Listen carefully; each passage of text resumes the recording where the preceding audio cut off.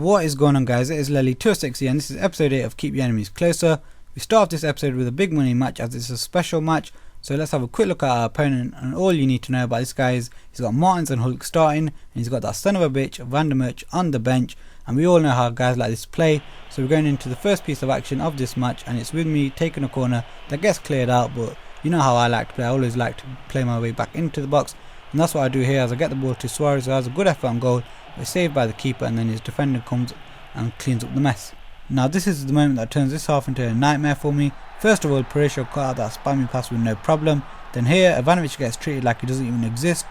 Reina makes a great save here. Then I try to play my way out of trouble, and this is slightly my fault because I get tackled there, and then Podolski unleashes an unstoppable shot into that top corner and makes it 1-0.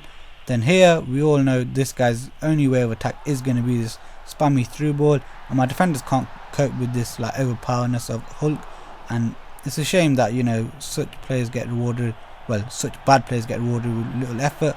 And there again, Perez should have cut that pass out, but then Reina makes another save, and then this one there was nothing that I could do. I started off ahead of him. He's so strong, he's so quick, and then he has actually got the ability to finish like that when in reality he hasn't. So he gets a 2-0 lead without much effort, to be honest. And look at that, he's got 41 possession, 65 pass completion. Does not deserve to be winning a big money or special match anyway. So we're going into the start of the second half, and he tries it again, but this time our players seem to respond a lot better, and I get off to a brilliant start in the second half, the start I needed, as I go on a nice little counter attack and get the ball out to Suarez, who puts it across the box for Belhanda to tap into an empty net. And then I started spoiling this guy as I start playing some good football, because this guy never ever seems to play good football. He only knows one way of playing, with that spammy through ball. So you can see some nice build up play here as Belhanda gets the ball and gives it back to Morelos. Morelos gives it to Defoe, nice first touch, smashes it on the volley across net. This guy can only dream of playing this sort of style. So now here Belhanda works hard and actually gets back and wins the ball. Van der Waals gets the ball, and I see Sertoz bursting down the middle. I know he has a lack of pace, but I thought I'd give it a try, and he does a good effort here as he gets one-on-one with the keeper and forces a very good save here. And then Morelos here picks up a loose pass, and then he's got a bit of a lack of pace, so I kind of had to trip my way into that box, and he has a good effort on goal which gets saved. So now I've bought on Neymar, and you know what I like to do when I get the ball out wide with Neymar, I like to drive into the box. That's what I do here. So I'll give it to Morelos, who spins on it nicely. First shot gets blocked brilliantly, second shot cannons off the post, and then ends up going behind for a corner eventually anyway, and somehow Aguero manages to sneak it in on that near post. And just to kill the game off at the end, I tried to cut in with Neymar, but he ends up crowding Neymar out. I win the ball back and it falls to Suarez. Suarez cuts in and smashes it on his weak foot across net and makes it 4-2. So you can see my quality did overtake his noobiness at the end, and I did deserve the big pot of gold there. So it ends up being, I think, 7 million, which is a lot in one match. So I did deserve that big pot of gold there. So now we're going into the second match of this episode, and you can see he's got Eto'o, Hulk and Vandermerch. I was thinking, oh my god, these guys are becoming absolutely boring to play against. But to be fair, he did have a good positive start, and he wasn't in that sort of manner. Here I actually thought this goal went in. It was only when he actually came up to corner I realised that it hadn't gone in. And then here again he had another good long range effort with Lampard, and again here. So that was all within 5 minutes. He got off to a great positive start, but then high pressure got to him as Suarez won the ball and then ends up putting it in to the back of the net and makes it 1-0. Then here he gets the ball out wide to Eto'o into Vandermerch, and surprisingly Vandermerch doesn't score, which is a big surprise in my book because he always scores against me. So now I tried to put early ball into the box, but falls to Turan, and that was a brilliant turn by Neymar. He looks for the far corner and it's agonizingly wide, and that really sums up the first half because it wasn't too much of a brilliant first half for me anyway, but I'm more than happy to walk in with a half-time lead.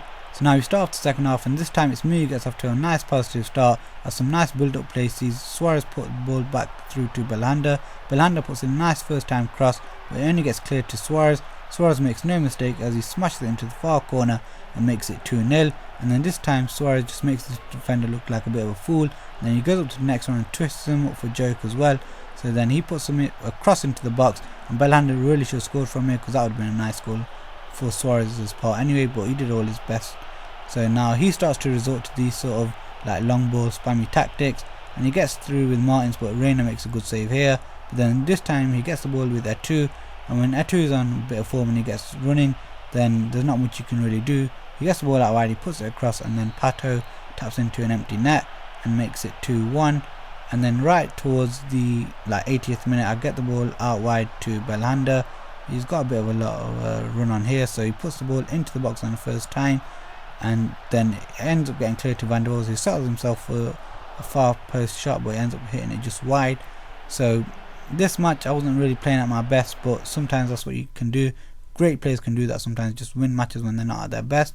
So I get an extra 3 million there, and I end up with 36 million. So now we're going into the third match of this episode, and just look at this guy's squad and look at my players' fatigue and form. I just thought this is going to be one massive uphill battle.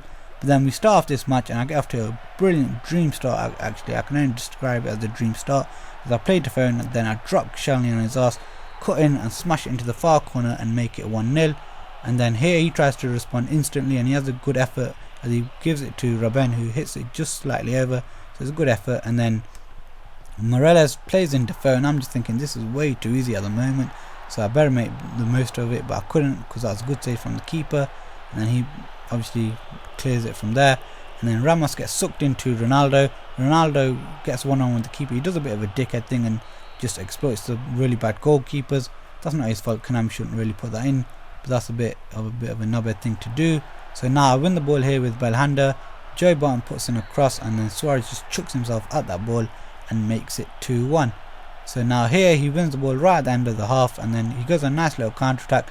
Had Ramos just stuck with Ronaldo and not come across when he wasn't even needed to, then I think this goal could have been prevented, but it was a nice finish to make it 2-2. So it's 2-2 at half time, and to be honest I felt a bit hard done by, and when I get that feeling the game normally goes horribly against me, and that's exactly what happened here, as the luck just went horribly against me here. First of all, what happened with Ramos not intercepting that pass was just full of bullshit. But then here I put in a challenge with Ramos, and then it ends up falling back to Ronaldo, who's in an even better position now to make it 3-2, and that's exactly what he does here. And then if you keep your eye in the middle of the screen here where Ramos is, he gets blocked off by Ronaldo, which stops him getting anywhere near Robben. Then Robben gets through, and Reina just falls down before the shot's even taken, and it gives Robben an open net to make it 4-2. Then this pass I'm sure was in for Ronaldo, but then I get in between the player and the ball, but somehow Ronaldo still has it under control, and he gives it to Robben to make it 5-2. And you know, I was just thinking, oh my god, things can't get any worse. But then luckily for me, I intercept one of his passes, and then I'll give it through to Defoe, just kind of taps into an empty net and makes it 5-3. Then here is a simple pass on down the line, and I thought I gave too much for Aguero to do there, but he evades that challenge. Then he evades another one, cuts in onto his left foot and makes it 5-4. So now I'm starting to think, you know, a full comeback will come on because there's enough time here. And Aguero again wriggles away from two players and makes it 5-5. And then what happened after that, I just kept getting taken out, and there were just little fouls like this. That wasn't even given a foul, but that should have been given a foul. And then I never got another chance after that, to be fair.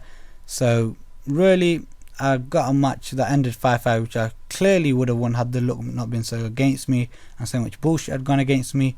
Now I'm about to say something which I know a lot of the PES community think already, and that's the scorelines in PES 2013 do not reflect the skill levels of the people playing. Yes, I know underdogs can win a match, but not in the way they do it in PES 2013, and not how often they do it in PES 2013 either. So hopefully that's something that gets sorted out in PES 2014. So that's the end of this episode, guys. I hope you guys did enjoy watching it. If you did, remember to give it a thumbs up. If you want to see more, remember to subscribe, and thanks for watching, guys.